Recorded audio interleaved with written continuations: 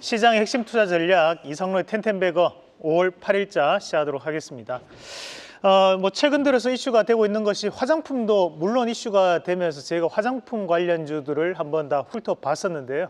오늘은 K-뷰티 안에서도 피부 미용 의료기기 관련된 부분들 한번 짚어보고 넘어가도록 하겠습니다. 일단은 K-뷰티가 글로벌에서 상당한 확장세를 보이고 있다라는 내용들을 우리가 일전에 그림을 통해서 한번 다 확인을 해보셨는데, 거기에서도 이제 우리가 좀 더 눈여겨볼 수 있는 이런 피부 미용 의료기기 관련된 기업들도 한번 체크를 해봐야 될 것 같습니다. 자, 준비된 그림을 한번 같이 보면서 말씀드리겠습니다. 자, 먼저 그림을 같이 보시면 의료기기라는 섹터가 있습니다. 그죠? 우리가 흔히 이런 의료 섹터의 안에서도 의료기기를 이용하는 섹터들이 상당히 많습니다. 그러면 거기 안에서 실적에 대한 비중을 봤을 때 우리가 변화에 대한 부분을 확인해 볼 수 있는데, 우선 이런 의료기기라는 섹터군 안에서도 진단 의료기기, 우리가 대표적으로 시젠이라든지 또는 SD 바이오센서 같은 기업들, 그것이 이제 실적에 대한 비중이 약 17% 정도 된다고 보시면 됩니다. 그래서 과거 코로나 때는 이 비중이 상당히 컸겠죠, 그죠? 그리고 이제 정밀 의료기기, 그리고 그 밑에 보면 이제 덴탈 관련된 부분, 오늘 이제 임플란트 관련주들, 요 마찬가지로 이런 덴탈에 해당하는 부분입니다. 그런데 이제 전체적으로 봤을 때 가장 큰 비중을 차지하는 것은 우리가 의료 미용 의료기기 관련된 부분이라고 보시면 됩니다. 그래서 이런 미용 의료기기 관련된 부분 자체가 의료기기 섹터라고 했을 때 가장 큰 비중을 차지하고 있다.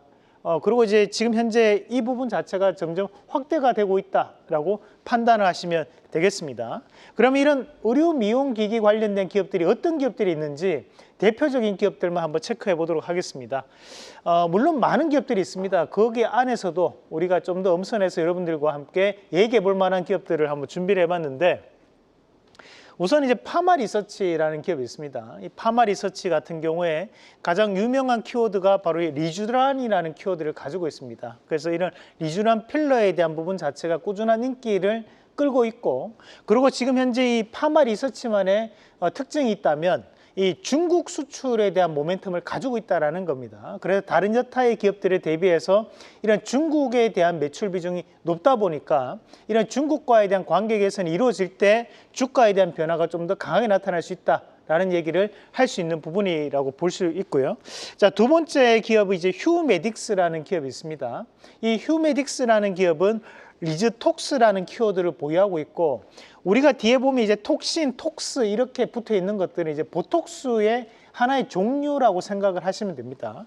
그리고 현재 이제 CMO 사업을 확대하고 있는 부분입니다. 이 CMO라는 것이 위탁 생산을 얘기하는 거거든요.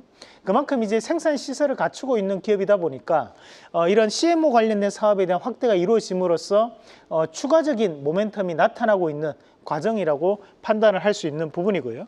우리가 이제 바이오플러스라는 기업이 또 있습니다. 이 바이오플러스라는 기업이 가지고 있는 키워드는 히알루론산이라는 키워드를 가지고 있습니다. 히알루론산 필러를 생산하는 기업인데, 이 히알루론산이라는 것이 조그만 방울 한 개의 수분의 100배를 머금을 수 있는 이런 이제 수분 촉진에 대한 역할을 하는 부분이 최근 들어서 상당한 인기를 끌고 있고, 과거에는 이제 우리가 눈 안약에 이 히알루론산이 많이 포함이 되어 있었지만, 최근에는 이제 화장품용으로 피부 미용에 상당 부분 이용하는 것이 일반적으로 많이 알려져 있습니다. 그래서 이런 부분들 자체에서 이슈가 좀 될 수 있는 부분, 그리고 수출이 70% 이상이 잡히고 있는 기업이라는 것도 하나의 특징적인 부분이 될 수 있겠습니다.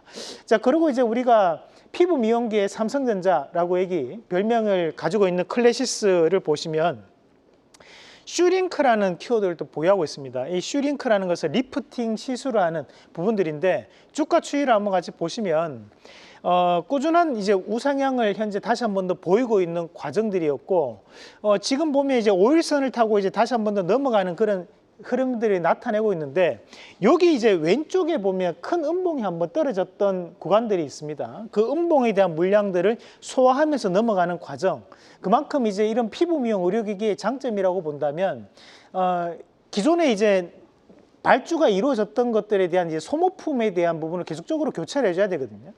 그 현재 클래시스 같은 경우 약 매출의 50%가 이런 소모품에 대한 매출입니다. 그래서 꾸준한 실적을 나타낼 수 있는 것도 하나의 특징이 될 수 있다는 거고, 자, 그리고 이제 메디톡스.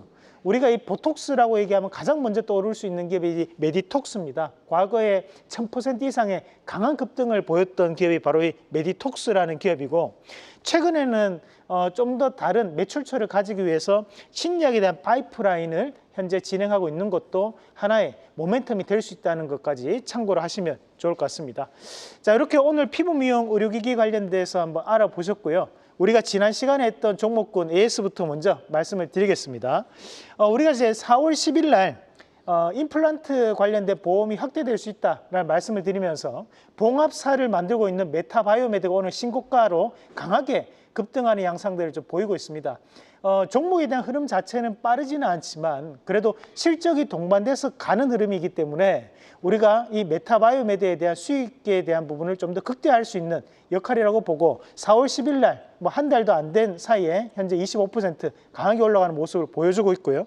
자, 그리고 4월 21일 날 인피니트 헬스케어, 우리가 또 비대면 진료 관련해서 가장 대표적인 기업, 실적 동반되는 기업으로 인피니트 헬스케어를 말씀을 드렸었는데 어제 급등하는 모습들을 보여주고 있습니다. 그래서 오늘 14% 다시 한 번 더 신고가 부근에 대한 물량을 소화하는 과정들인데요. 현재 이 비대면 진료 관련된 부분 자체가 결국 노인 돌봄에 대한 이슈가 함께 머금을 수 있는 재료들이니까 저는 이 인피니트 헬스케어에 대한 추가적인 상승도 가능하다. 그래서 현재는 정책 이슈에 대해서 반드시 주목해서 볼 필요가 있다는 말씀 드리면서 홀딩 의견 드리도록 하겠습니다. 자, 이렇게 두 종목 AS 한번 해봤고요. 우리가 이런 피부 미용 의료기기 하면 어떤 종목을 또 공략을 한번 해볼 수 있는지 오늘은 이 종목을 한번 뽑아봤습니다. 자, 바이오플러스라는 기업 말씀을 드리겠는데, 앞서 말씀드렸다시피 이제 히알루론산 필러에 대한 부분이 매출 70% 이상을 차지하고 있고 거기에서 수출 비중이 또 70%입니다.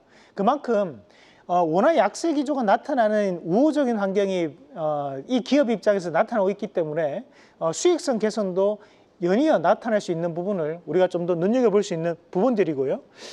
마찬가지로 최근 들어서 이런 비만 치료제 관련된 이슈도 확대되고 있는 상황에서 이 바이오플러스가 원래 본업이 비만과 당뇨 치료에 대한 전임상 연구를 하고 있는 기업이기도 합니다. 그래서 이 부분 자체가 라이센스 아웃에 대한 기대감이 충분히 주가적인 부분에 대한 변화로 나타날 수 있기 때문에 저는 이 바이오플러스에 대해서 다시 한 번 더 눈여겨볼 수 있는 전략으로 말씀을 드리면서, 자, 1차적인 목표가는 8,990원, 그리고 손절가는 7,450원 제시해 드리겠습니다.